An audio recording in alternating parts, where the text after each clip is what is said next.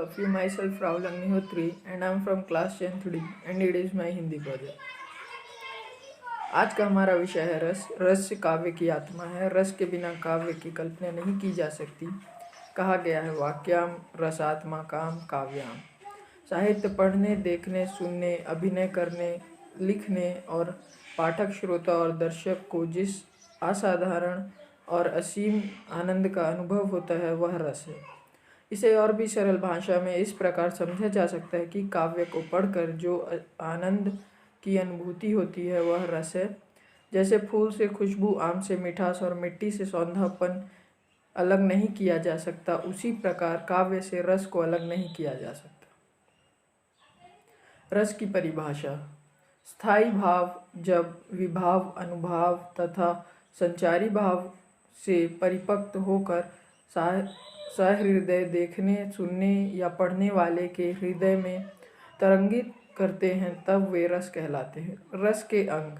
रस के 4 अंग हैं: स्थायी भाव, विभाव, अनुभाव, संचारी भाव। स्थायी भाव क्या है? प्रत्येक मानव के हृदय में कुछ भाव स्थायी रूप से रहते हैं जिन्हें स्थायी भाव कहते हैं। जब स्थायी भाव अपनी चरम पर होते हैं तभी रस की उत्पत्ति होती है, अर्थात तभी रस पैदा होता है। हर व्यक्ति के मन में प्रेम, दुख, करुणा, क्रोध, आश्चर्य, उत्साह आदि भाव हमेशा बने रहते हैं या हमारे मन में सोए रहते हैं तथा अनुकूल परिस्थिति पाकर जग उठते हैं। प्रत्येक रस का एक स्थायी भाव है। इनके नाम इस प्रकार हैं। पहला, श्रृंगार रस, रति, स्थायी भाव।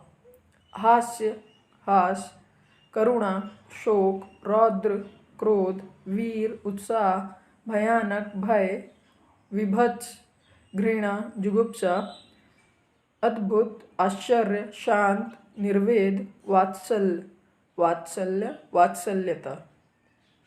विभाव क्या है? स्थायी भाव के कारणों को विभाव कहते हैं।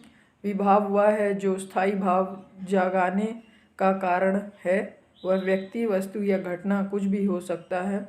उदाहरण के लिए बालक की मुस्कान हमारे मन में वात्सल्य, बालक के प्रति प्रेम भाव जागृत होता है तो वह बालक स्थायी भाव का विभाव कहलाएगा।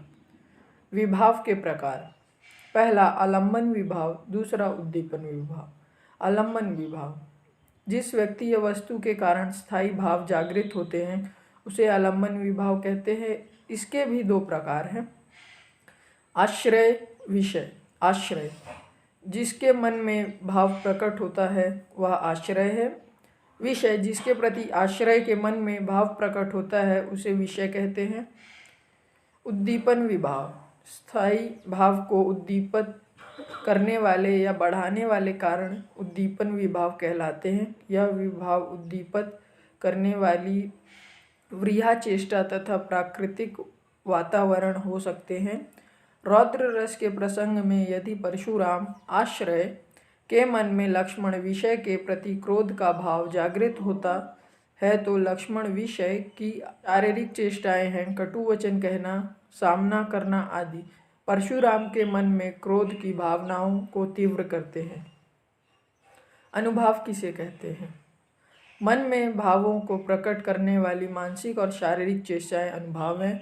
अनुभाव शब्द को 2 प्रकार से समझा जा सकता है।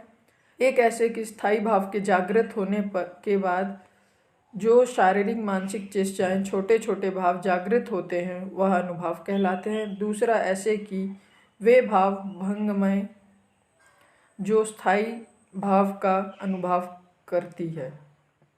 उदाहरण के लिए कोई व्यक्ति क्रोध में है, इसका पता हमें कैसे चलता है?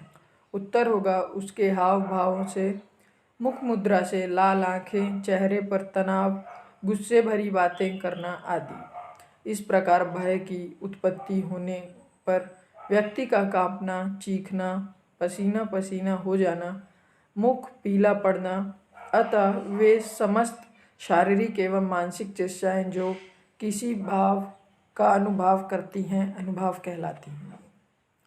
संचारी भाव कैसे पहचानें? ऐसे भाव जो संचार करते हैं अर्थात आते जाते रहते हैं। ऐसे भाव जो मन में बहुत समय के लिए नहीं रहते उन्हें संचारी भाव कहते हैं। यह जल तरंग की शांति क्षण क्षण में उठकर और गिरकर स्थायी भाव को पुष्ट करते हैं। ये रसों में समान रूप से संचारण करते हैं, अतः उन्हें व्यभिचारी भाव भी कहा जाता है। इनकी संख्या 33 है। इनमें से कुछ आवेग, हर्ष, गर्व आदि। ध्यान देने योग्य बात यह है कि किसी रस के स्थायी भाव दूसरे रस के संचारी भाव हो सकते हैं। उदाहरण, प्रेम के प्रसंग में रति स्थायी भाव के साथ हास्य, उत्साह, विस्मय आदि संचारी भाव आ जाते हैं। स्थायी भाव और संचारी भाव में अंतर। पहला, स्थायी भाव उत्पन्न होकर नष्ट नहीं होते, अंत तक बने रहते हैं, लेकिन संचारी भाव पानी के बुलबुलों की भांति बनते बिगड़ते रहते हैं। दूसरा, प्रत्येक रस का एक स्थायी भाव निश्चित रहता है।